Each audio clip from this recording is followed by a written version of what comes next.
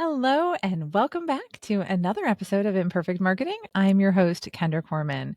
And today, our guest is Annie Margarita Yang. She is a game changer for millennials tired of running on a never ending financial treadmill. She is not only a money saving guru with over 1 million YouTube views, but she's also written Amazon bestsellers like The 5 Day Job Search and 1001 Ways to Save Money. Annie's not a Gen Xer like me, but she is a millennial who understands how crazy the job market is and how hard it is to keep a positive bank account status. So let's go ahead and welcome Annie to the show. Welcome. Kendra, thanks for having me on today. So some people might be like, why do you have a financial and job search person on your show? Well, it's all about personal branding, right? So when you're looking to change jobs and move around in the market, it comes down to your personal brand. So what does personal branding mean in today's marketplace? Oh, I'm sure your audience has read lots of marketing books and branding books as well. If you crack open any of those branding books, they always say you can't control your brand because a brand is something that other people think of you. They place their judgments, their evaluations of you. So that applies to personal brand as well. Even if you opt out of the internet and choose not to have any social media profiles online, what is that personal brand? It's the I'm stuck in 2005 personal brand. And if you're on Facebook posting pictures of what you ate last night, it's a this is what I eat brand. And then if you're on online also peddling the latest MLM Amway product, then it's the I'm perpetually part of an MLM pyramid scheme brand. So these days, your personal brand is basically what do you post most often online? How do people see you? Very insightful. Yeah, I agree with you because you do. And my husband uses my Facebook account and to scroll through the feed and things like that. And we'll go to an event and he'll be like, I know that person. And I'm like, no, you don't. And then he's like, oh, no, I know them from Facebook. This is the person that. And he does. He feels connected to them just from their social posts. And I think we all have a tendency to do that. Yeah. It's like, even if you've never personally interacted with that person, you feel like you already know that person.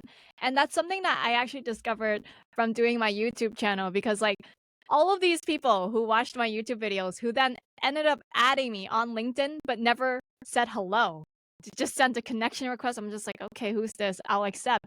And then I later on, when I actually wrote my book, The 5 Day Job Search, I messaged each person one by one. So I messaged like 2,000 people one by one, asking them if they could help me with the launch. And they were just like, of course, Annie, we love your content. We would love to help you, And then I was like, I have no idea who this person is, but they know who I am. Yeah, no, I think it's great. So, when people are starting out, what are some missteps that they're making while creating their personal brand? The biggest misstep is the lack of consistency. So one of the things that I realized early on is I actually went by Annie Yang back then. But then when I typed that name into Google, nothing related to me was showing up. So I realized I have to actually use my full name, Annie Margarita Yang, because there's only one of those in the world. And then, so I'm lucky in that regard. Not everyone has a middle name, right? But then I realized you have to be really consistent with it because the way search engines work, like Bing and Google, the only way they can index all of this and make sure that the links that tie back to you are actually yours, ones that you created and curated online, is by being consistent with your name. Like if you say or me, let's use me as an example. If my LinkedIn name was Annie Margarita Y period, and then my Facebook was just Annie Yang, and then my Twitter was just Annie Y. Like that lack of consistency with just my name and the username handle. When you try to look stuff up about me online, you can't find anything about me, right? That's something you actually have to do deliberately. Choosing the name you're going to use over and over again along with the username handle. I really like that. I think that, yeah, consistency is key in all marketing, and the name of your brand clearly is important, right? I mean, you wouldn't say that Nike needs to add something to theirs. Do you know, like, it's Nike, but they're consistent. They call themselves Nike everywhere they go, on their stores, on their shoes, right? On their clothing. It's across all channels and all different types of merchandise. So when people have this consistent brand name, which happens to be their name, right? How do they convey their unique value proposition? How do they convey how they're different and stand out in this crowded industry of social media and the internet? The bar is so low, Kendra.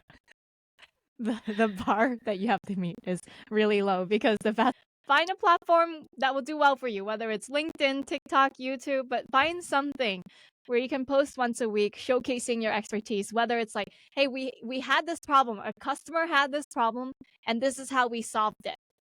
So that way, when someone's like looking to hire a service provider or an employee, right? If they come across you online, you're just like, oh, actually, we have a similar problem to this. And I think this person can help me because they've had past experience.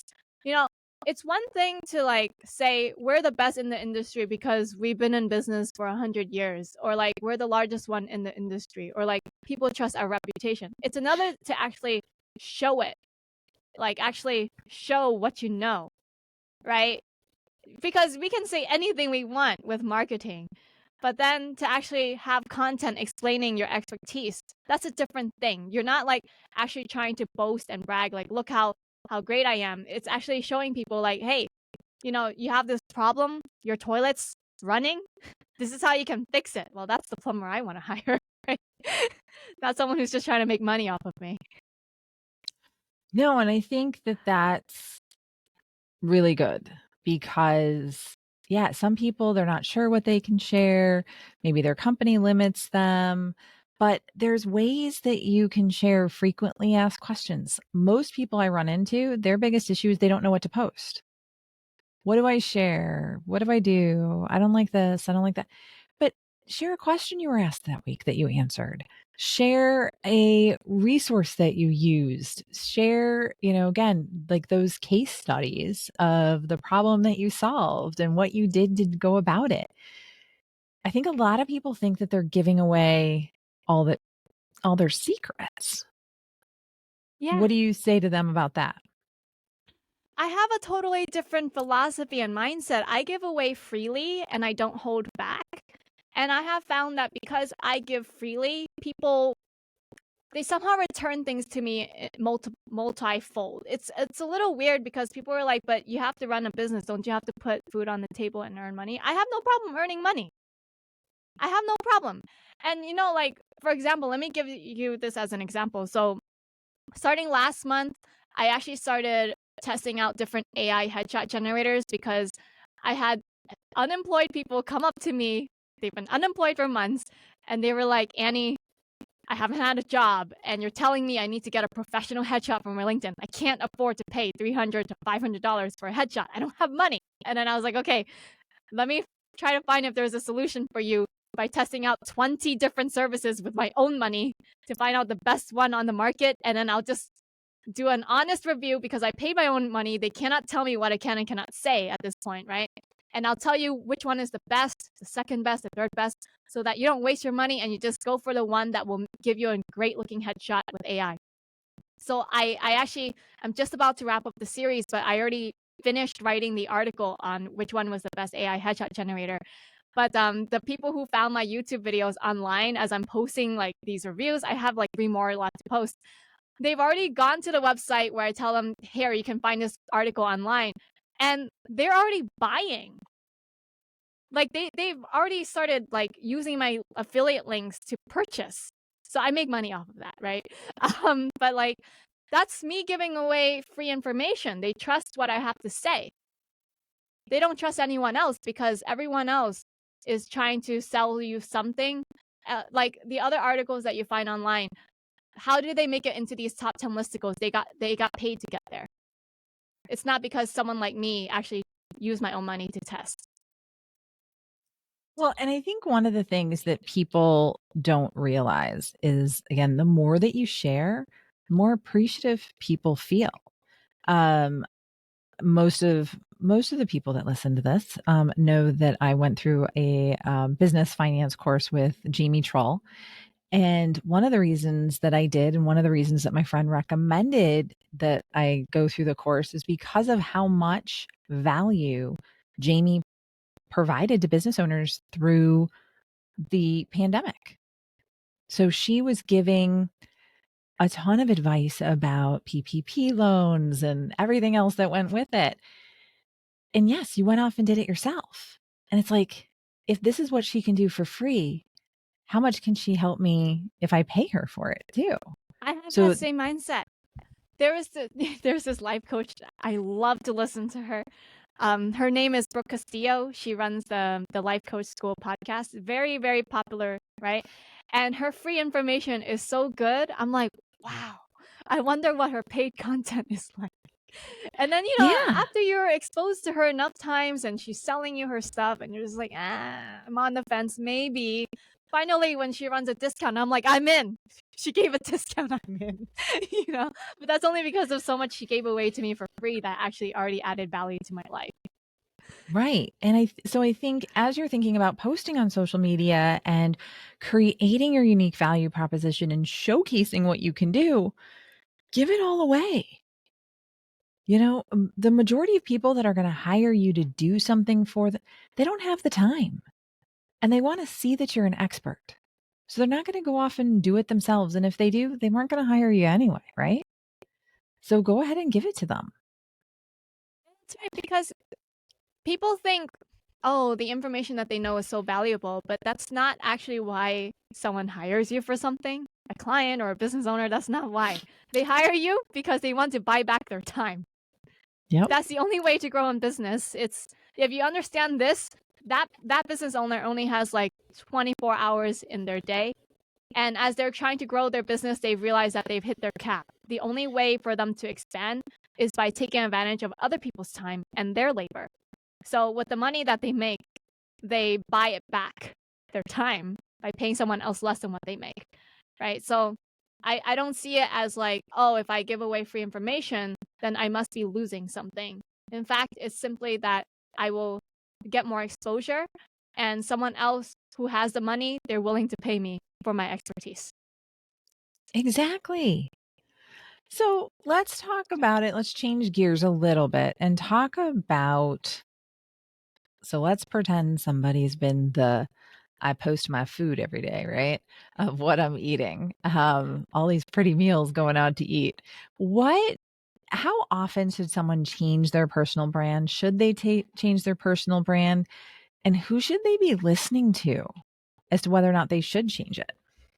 Yeah, I think it's not about how often you change your brand because I think once you set it, that's it. Like I already decided when I was 20 years old. I'm 28 now, so I've been at this for 8 years, deciding like what I'm going to do is I'm going to help people with their finances. I've been at it consistently for 8 years. I never changed my mind, you know? So, once you know what you want to do, you focus in on that. Like I've already decided my calling is to help people with their finances. So that's all I do. That's all people know me for these days. They don't know me for other stuff because I don't post anything else other than that. Maybe occasionally I'll post something personal, but that doesn't make up the lion's share of what I talk about. But I think if you keep it only professional, it gets really bland and boring. Like it's something that only ChatGPT can write up. Like if you come up with only topics that ChatGPT can write about, which is a YouTube script or a LinkedIn post, people cannot relate to that. People like that personality and authenticity. And I started off as the girl who spoke from her bed. You literally see from my first video, I'm in my bedroom sitting on the bed, talking about how to save money on a low income. And people were relating to that aspect of me. They weren't relating to me.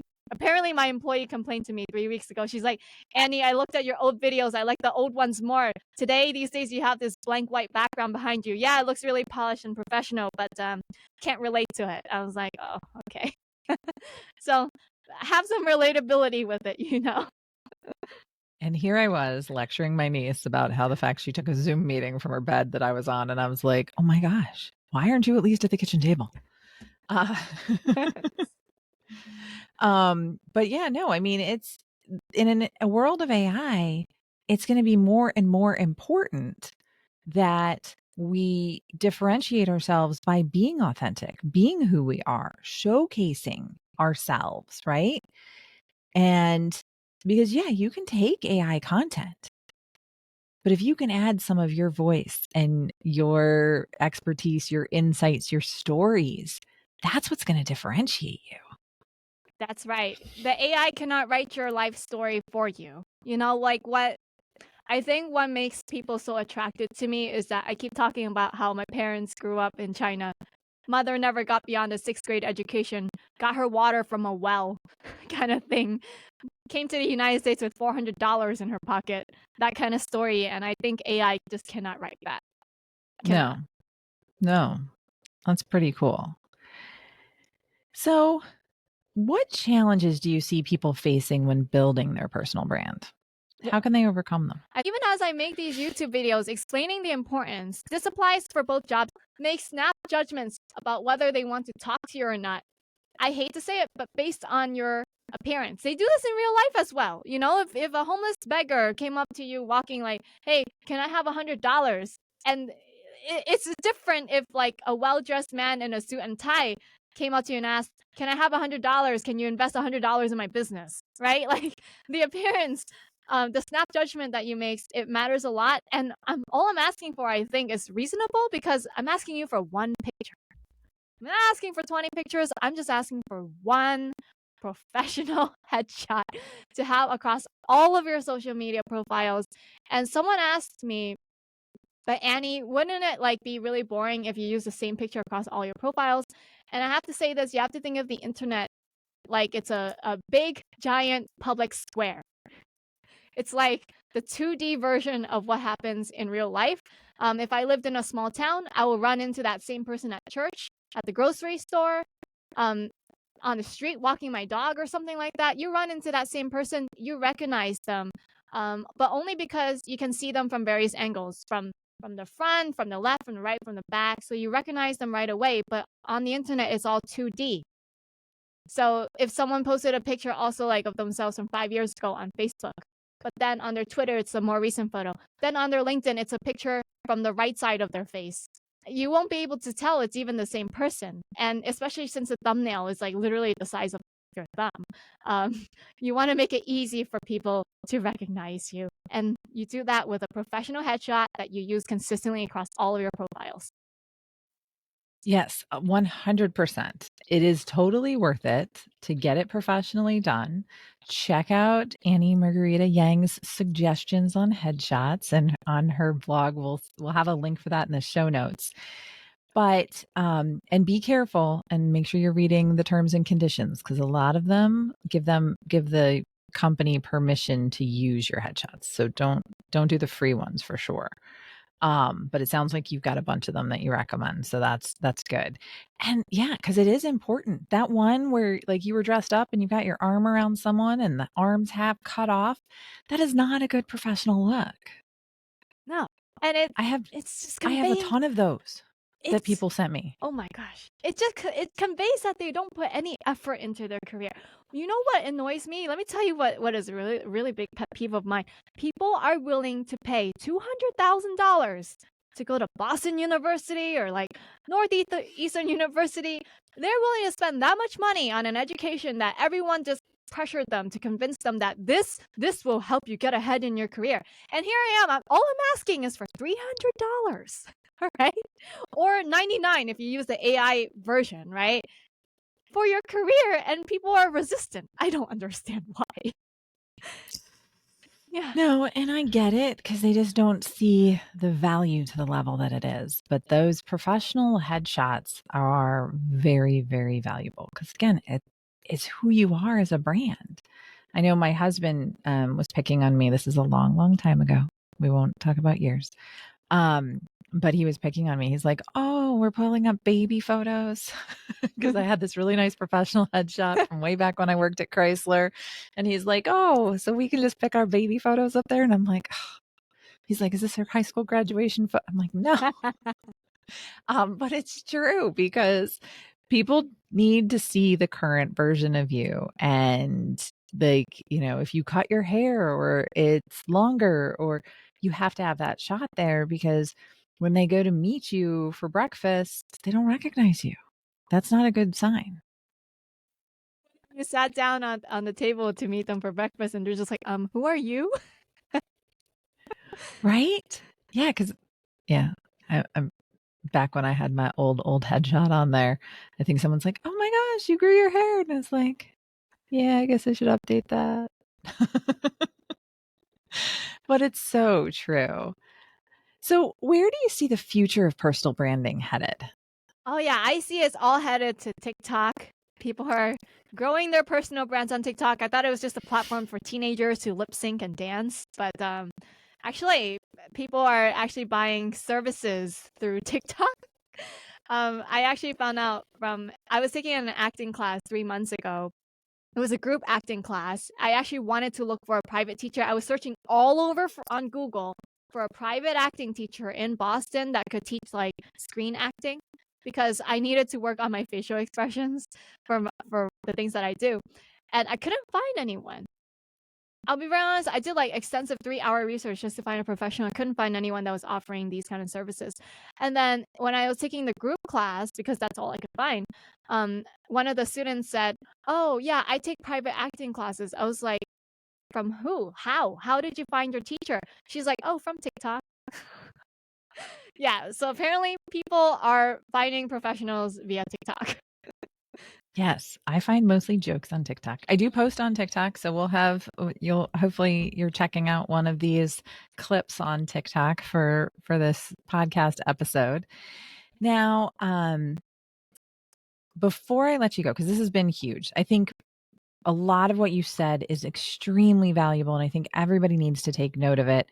Yes, it's your personal brand. Use a consistent brand name. That is your name, right? Have a professional packaging. That's your headshot, your 2D headshot on social media. That's going to be important. And think what you're posting, right? I think that those are some of the big takeaways from this. You can control who your brand is. And that's really, really important.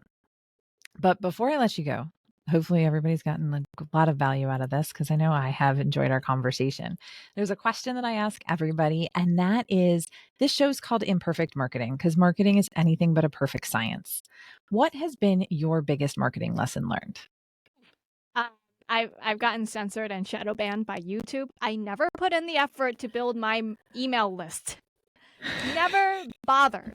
Notable resource for someone to download and announce it through my YouTube channel, such as like, here's a emergency checklist for your binder, for your finances, just in case you have to like grab and go in case there's a war breakout or something like that. People have found that really valuable, and I never put it behind like one of those give me your email address kind of paywalls, right? Like, I always just like, oh, head over to the resource section of my site. You can just download it right there without giving me any of your information. And because I never bothered and I just grew my following on YouTube, I can't reach anybody. I can't reach my own following. Like, I have 18,000 subscribers, but I get only 100 views because I got shadow banned by YouTube now.